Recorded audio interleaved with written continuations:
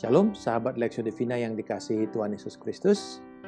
Dalam minggu ini, kita akan membahas tentang kedagingan, racun hubungan.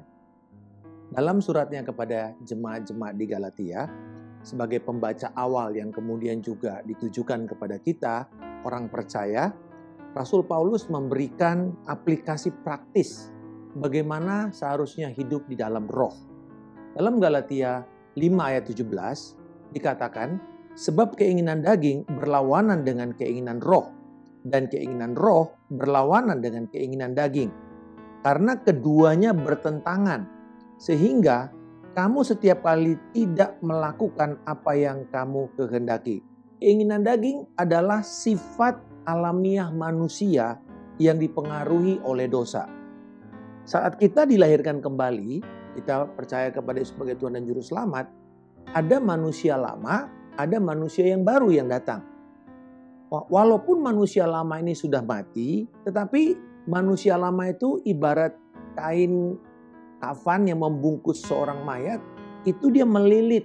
Gambaran mudahnya itu adalah pada waktu Yesus membangkitkan Lazarus.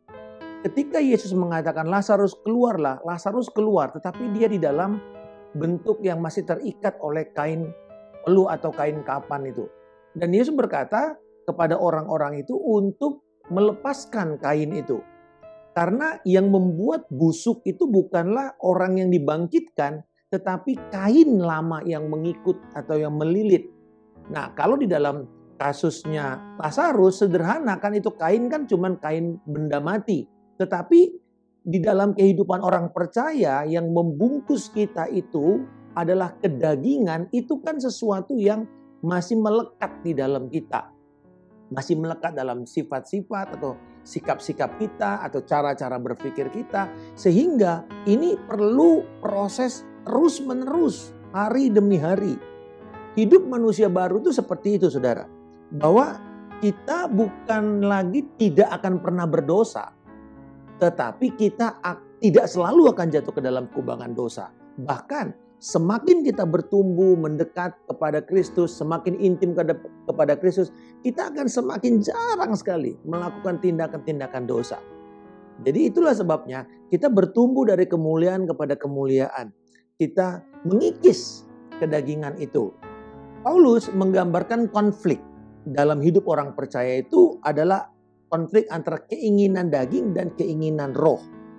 Kata keinginan di sini yaitu epitumia, artinya sebuah keinginan yang berlebih-lebihan. Keinginan yang tidak bisa diatur atau tidak terkendali. Jadi hidup yang dipenuhi oleh sesuatu. Apakah hal itu, yang pasti hal itu adalah bisa daging, bisa juga roh. Nah, keinginan ini kalau berlebih-lebihan kepada hal yang daging, menuntun kepada kebinasaan, menuntun kepada kematian atau kerusakan. Masalah utama manusia atau hati kita ini bukanlah besarnya keinginan kita terhadap hal-hal yang buruk. Kalau kita mau tanya ya, semua kita di sini jujur, Bapak, Ibu, sahabat sekalian, mau nggak keluargamu hancur? Ya nggak ada yang mau. Mau nggak kamu terjebak di dalam narkotika? Nggak ada yang mau. Mau nggak kamu membunuh orang? Ya nggak ada yang mau. Tetapi kita justru dikuasai begitu banyak bukan untuk keinginan yang buruk, tetapi kepada keinginan yang baik. Nah, pertanyaannya, salah nggak kita punya keinginan yang begitu baik? Enggak. Tetapi ternyata persoalannya adalah keinginan yang baik itu menguasai kita sampai itu menjadi Tuhan kita tanpa kita sadari. Menjadi ilah kita. Dia yang menguasai, dia yang mengendalikan. 1 Petrus 2 ayat 11 berkata begini. Saudara-saudaraku yang kekasih, aku menasihatkan kamu supaya sebagai pendatang dan perantau, kamu menjauhkan diri dari keinginan-keinginan daging yang berjuang melawan jiwa, melawan manusia yang baru itu. Dosa akan terus berusaha menciptakan di dalam diri kita itu perasaan bahwa kita harus memiliki ini, atau kita harus memiliki itu, atau kita harus memiliki lebih banyak lagi ini. Kalau belum ada, kita akan kejar terus sampai kita dapat. Kalau kita dapat satu, kita akan dapatkan dua, dapatkan tiga, dan seterusnya. Tentu keinginan roh, bila kita izinkan menguasai kita, akan membawa kita semakin menyerupai gambaran anak, yaitu Kristus. Di dalam ayat 19 dan 21 dari Galatia pasal yang kelima, Rasul Paulus mendaftarkan perbuatan-perbuatan yang didorong oleh sifat keberdosaan kita atau kedagingan. Di situ ada 3 bagian besar. Yang pertama, 3 kata pertama berhubungan dengan keinginan seksual. 2 kata berikutnya di dalam ayat 20 berkaitan dengan penyembahan berhala dan magic atau sihir. Tetapi 8 kata terakhir ini bisa dibagi 2. 4 kata pertama bicara sikap-sikap yang terkait dengan relasi, dan sikap ini merusak.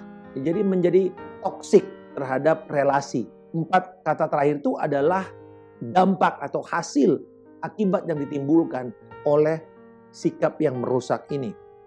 Episode yang pertama ini akan kita buka dengan judul Salahkah Berambisi? Sikap yang merusak relasi pertama adalah kepentingan diri sendiri, atau dalam bahasa Yunani dikatakan eritheia. Eritheia itu atau self ambition secara harafiah ini awalnya ini kata ini dalam konteks politik artinya mencari kantor atau mencari jabatan. Berusaha untuk membuka kantor pada orang yang mau bekerja atau mencari sebuah jabatan, posisi.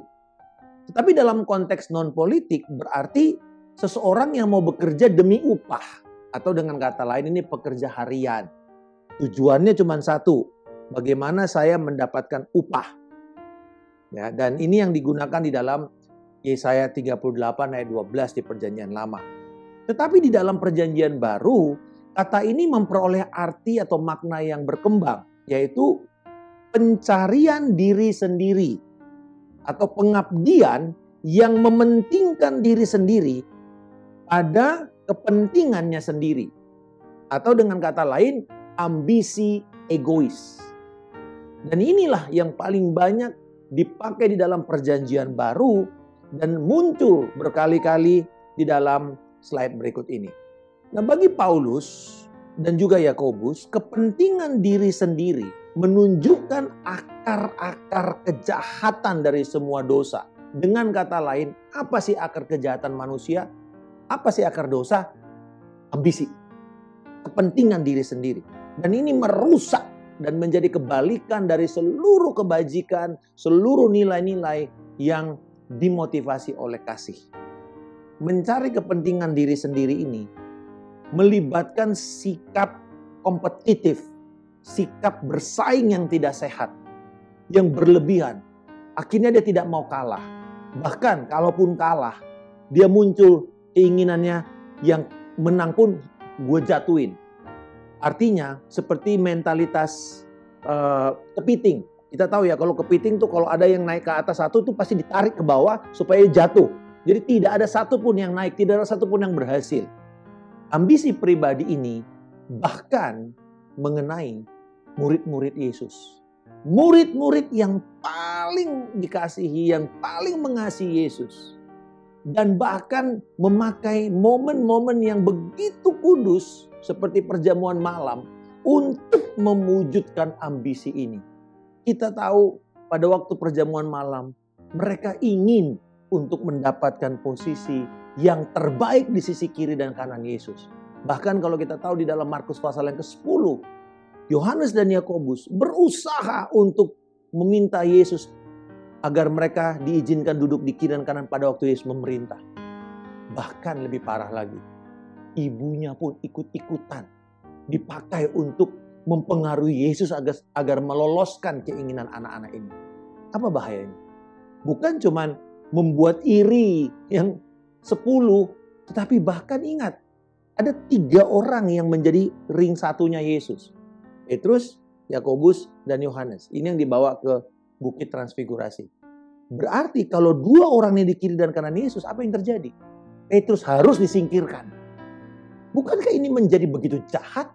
Orang yang sama-sama melayani, orang yang sama-sama berjuang, Dari awal dipanggil bersama-sama, tetapi di tengah jalan kita berusaha untuk potong dia, kita berusaha untuk jatuhkan dia, singkirkan dia, supaya saya mendapatkan posisi itu. Ambisi pribadi hanya akan membuat kita jatuh ke dalam lubang yang hitam, lubang kegelapan, seperti dikatakan di dalam Yakobus 3 ayat 14 sampai dengan 15. Dan karena mengejar kepentingan pribadilah, orang akan membuat dirinya fokus kepada apa yang dia inginkan. Fokus kepada dirinya sendiri, pada cita-citanya sendiri. Dan bukan melayani kepentingan Allah. Mengejar kepentingan pribadi menjadi sangat berbahaya. Menjadi ambisius itu sangat berbahaya. Karena ini bertentangan dengan sikap sebagai seorang hamba yang bersedia melayani orang lain. Dan bahkan keinginannya hanya untuk melihat orang lain berhasil, bukan dirinya lagi. Ini adalah lawan dari sikap Yesus Kristus. Manusia pada dasarnya dengan sikap keberdosaan, ambisinya itu ingin menjadi seperti Tuhan. Ingin disembah, ingin dielu-elukan, ingin diikuti, ingin dipuji, ingin diterima. Semakin banyak popularitas, semakin banyak orang yang bisa mengelu-elukan dan mengagungkan, memuji-muji dia. Ini salah satu ilah kita, ingin diterima. Bahkan dengan itu kita tidak segan-segan memanipulasi orang lain, memanfaatkan orang lain, bahkan memakai hal-hal rohani untuk membuat mereka melayani kepentingan kita. Ingatlah sahabat sekalian, kita telah disalibkan bersama Kristus. Kita telah mati kepada keinginan dan kepentingan kita. Dan kita hidup untuk kepentingan Allah dan Kristus. Gimana cara kita keluar dari perbudakan ambisi ini? Sederhana. Lihat kepada Yesus Kristus. Pandang kepada Kristus. Karena Allah telah menetapkan bahwa kepuasan kita ini hanya terletak di dalam kemuliaan Yesus Kristus, bukan kemuliaan kita. Jadi semakin Yesus dipermuliakan, semakin kita senang. Semakin kita merasa, ya sudah puas saya. Bukan sayanya. Dia semakin besar, akunya semakin kecil. Puas kita. Biarlah ini menjadi dorongan kita. Supaya relasi kita tidak rusak. Baik di dalam keluarga, baik di dalam komunitas, pekerjaan, atau pelayanan. Bahwa sewaktu kita mau datang berlomba-lomba untuk melayani. Bukan untuk mencari kepentingan kita. Maka Tuhan yang akan dipermuliakan. Dan kita puas dengan itu. Bapa di surga, ampunilah aku yang menjadi sangat ambisius. Dan hanya fokus melayani dan mengejar kepentinganku sendiri. Ampuni keegoisanku Tuhan. Dan biarlah kiranya Roh Kudus akan menyatakan Kristus semakin terang benderang untuk memenuhi seluruh hidupku. Dalam nama Tuhan Yesus Kristus, aku telah berdoa dan mengucap syukur. Haleluya. Amin. Salam kemenangan. Saya Pendeta Markus Simanjuntak.